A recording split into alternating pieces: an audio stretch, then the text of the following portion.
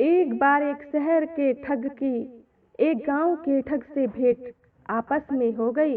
दोनों ही ठगी के लिए रोज नई जगह जाते थे। इससे पकड़े जाने का डर कम रहता था। यहाँ भी ये दोनों नामी ठग धन कमाने की नीयत से आए थे। गांव के ठग के सिर पर सेमल की रुई का बड़ा सा बोरा था। शहर के ठग के कंधे पर छोटा सा झोला रहा था। तुम्हारे पास क्या है? शहर के ठग ने गांव के ठग से पूछा। मेरे पास ताजी हवा है जो शहरों में नहीं मिलती। मैं इसे ऊंचे दाम पर बेचूंगा। इस बात से शहर का ठग ललचा गया। उसने कहा, मेरे पास कीमती पत्थर हैं जो कहीं भी बिक जाते हैं। क्या तुम हवा के बदले मुझे अपना थैला दोगे? शहर का ठग तो यही चाहता था। तुरंत तैयार हो गया। रात में दोनों ठग अपने अपने घर गए। अपनी पत्नी और बच्चों के सामने डींगे मारने लगे। आज तो एक आदमी को खूब उल्लू बनाया। देखो, छोटे से कोयले के थैले के बदले बोरी भर शुद्ध कीमती हवा लाया हूँ। लेकिन जैसे ही बोरी का मुंह खुला, रुई चारों तरफ उड़ने लगी। दूसरे ठग ने जब थैला खोला और देखा उसमें कोयले थे, उसकी पत्नी ने ताना कसा, चलो आज ठग को भी किसी ने ठग लिया। कोई ठग का काम तो तुम्हें करना नहीं आता। अच्छा हुआ। अगले दिन फिर रास्ते में उनका आमना सामना हो गया। दोनों ने एक दूसरे को घूर कर देखा और फिर जोर से ठहाका लगाया। ये भी खूब रही उस्तादों से उस्तादी। एक बोला, मैं तो किसी सुंदरी के आंख का काजल चुरा सकता हूँ।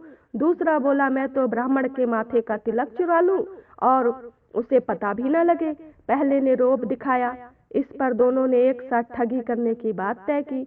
दोनों ने रात साथ में गुजारी। सवेरे वे एक घर में घुसे। वहाँ एक रईस बुढ़िया रहती थी।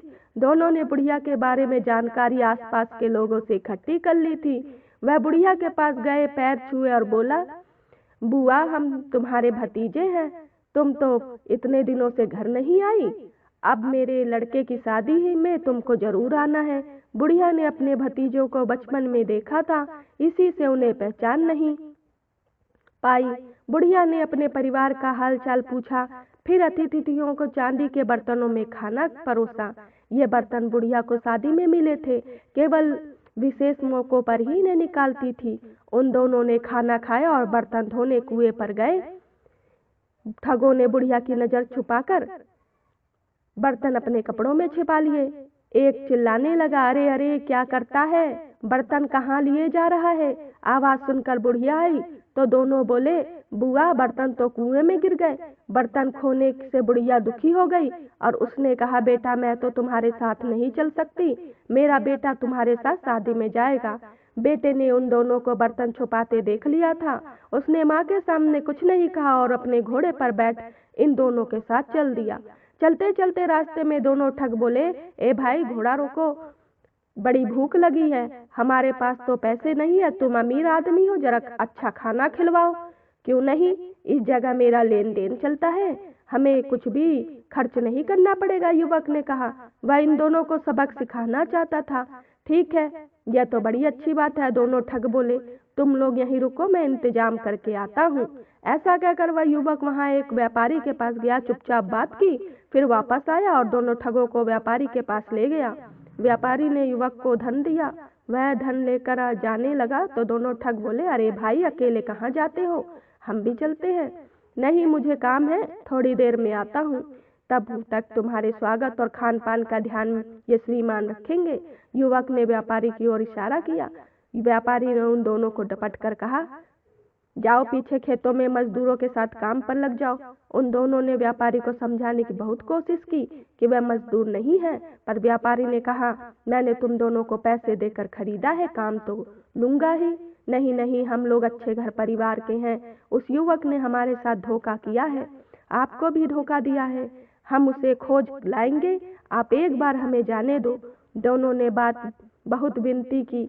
व्यापारी को दया आ गई। उसने अपना एक नौकर उन दोनों के साथ युवक को खोजने के लिए भेज दिया। इस बीच वह युवक दूसरे गांव पहुंच गया। वहां एक हलवाई की दुकान पर जाकर गपागप मिठाई खाने लगा। दुकान पर एक छोटा लड़का बैठा था।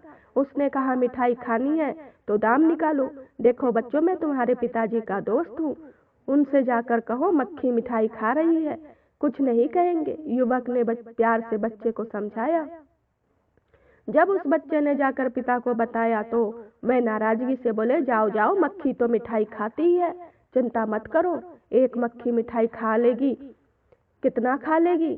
बच्चा लौटा। इस बीच युवक ने खूब छक्कर मिठाई खाई, थैलों में भी भरी और घोड़े पर सवार होकर चल दिया। रुको रुको, बच्चा चिल्लाता रहा। आगे रास्ते में उसने एक बूढ़ी औरत को देखा, उसके साथ उसकी सुंदर बेटी थी। युवक उस पर मोहित हो गया। उसने झपट कर युवती को घोड़े पर बैठाया और तेजी से आगे बढ़ गया। युवती रोती चिल्लाती उसके पीछे भाग रही थी। अम्मा, तेरी बेटी को बहुत प्यार से रखूंगा, हाँ, मेरा नाम याद रखना, जमाई राजा। बुढ़िया रोने चिल्लाने लगी, हाय मेरी बेटी, हाय मेरी बेटी। लोग जमा हो गए। क्या हुआ क्या हुआ पूछने लगे। वो मेरी बेटी को उठाकर ले गया। हाय, मैं क्या करूं, कौन ले गया तेरी बेटी को अम्मा? लोगों ने पूछा। जमाई राजा, बुढ़िया ने बताया। यह बात सुनकर लोग हंसने लगे और बोले, अरे यह तो खुशी की बात है, बेटी को तो एक दिन जमाई राजा के साथ जाना ही होता है, फिर रोती क्यों है? इस तरह रास्ते में सबको चकमा देता हुआ युवक सुंदर युवती को साथ लिए घर की तरफ लौट रहा था। एक जगह पेड़ के नीचे उसने घोड़ा रोका और वह दोनों थैले में से मिठाई निकालकर खाने लगे। पास ही राजघराने का धोबी कपड़े सुखा रहा था। उसने कुछ मिठाई उसे भी दी और बताया, ये मालूम नहीं दिव्य मिठाइयाँ हैं, वहाँ झील के उस पार पेड़ पर उगती है, जितनी चाहे तोड़ लो, खुद भी खाओ और बेचकर पैसे भी कमाओ। धोबी उसकी बातों में आ गया और विनती की, कुछ देर आप मेरे कपड़े का ध्यान रखना, मैं मिठाई लेकर जल्द ही लौट आऊंगा। जाओ, पर शीघ्र लौटना, हम अधिक देर तक नहीं रुक सकते। युवक ने कहा। जब धोबी चला गया तो युवक ने राजघराने के कीमती वस्त्रों की गठरी बांधी, घोड़े पर लादी और युवती को बैठाकर चल दिया। व्यापारी का नौकर और दोनों ठग उसे ढूंढते हुए हलवाई की दुकान पर पहुंचे। उसकी बातें सुनी और अपने साथ मिला लिया। आगे बुढ़िया मिली, वह भी अपनी बेटी के लिए रो रही थी। अब उन पांचों की टोली में युवक की तलाश में आगे बढ़ी तो देखा धोबी लुट जाने पर अपना सिर पीट रहा था, उसे भी साथ लिया। वह सब रास्ते में अपनी अपनी कहानी सुनाने लगे। सब क्रोध में थे और युवक को पकड़ना चाहते थे। अंततः एक गांव के बाहर इन लोगों ने उस युवक को पकड़ ही लिया। सबने उसका घेराव किया और धमकाने लगे। बचने का कोई उपाय ना देख वह बोला, देखो भाई, आप सब मेरी बात सुनो, मैं कोई चोर उचक्का नहीं हूँ, मैं आप सबका सामान लौटा दूंगा, जो मिठाई मैंने खाई थी उसके पैसे दे दूंगा। मैं तो परख रहा था कि कैसे लोग आपसी आसानी से बेवकूफ बन जाते हैं। आप सब छोटे मोटे फायदे के लिए मेरी बातों में आ गए। आज आप सब मेरे मेहमान हैं। मैं आपके सबके रहने खाने का इंतजाम अपने एक मित्र के घर में कर देता हूँ। रात्रि में आराम कीजिए, सवेरे मैं आपको सामान लौटा दूंगा, फिर आप लोग अपने अपने घर चले जाना। वह सब लोग खा पी कर सो गए। युवक ने मोहल्ले के चौकीदार को घूस दी और ढोंढी पिटवा दी। गांव में कुछ नए लोगों को देखा गया है, लगता है पड़ोस के जासूस हैं। जो कोई उनको पकड़ने में सहायता करेगा उसे मिला इनाम मिलेगा। पकड़े जाने की घोषणा सुनकर दोनों ठग, व्यापारी का नौकर, हलवाई, बुढ़िया, धोबी सभी घबरा गए और वहां से जान बचाकर भागे। जाते जाते अपने पास का सामान भी वहीं छोड़ गए। बहुत दूर निकल जाने पर जब लगा कि कोई उनके पीछे नहीं आ रहा था तो दोनों ठग एक जगह बैठ गए। एक ठग दूसरे से बोला, भाई आज तो जान बची, तुम शहर के नामी ठग हो और मैं गांव का, पर हम तो छोटी मोटी हेरा फेरी करते हैं, मामूली ठग हैं, असली ठग तो वह युवक है, ठगों का राजा है ठगराज। सबको खूब चकमा दिया। उधर उस युवक ने सबके भागने का तमाशा देखा और हंसते हंसते अपनी माँ के चांदी के बर्तन लिए और युवती के साथ घोड़े पर सवार अपने घर पहुंचा। घर पर माँ के आशीर्वाद से युवती से शादी की और सुखपूर्वक रहने लगा। एक दिन पत्नी ने पूछा कि उसने उन सबको लोगों को यूं क्यों सताया। इस पर युवक बोला, खाली हेरा फेरी में क्या मजा है, मजा तो चतुराई से चकमा देने में है।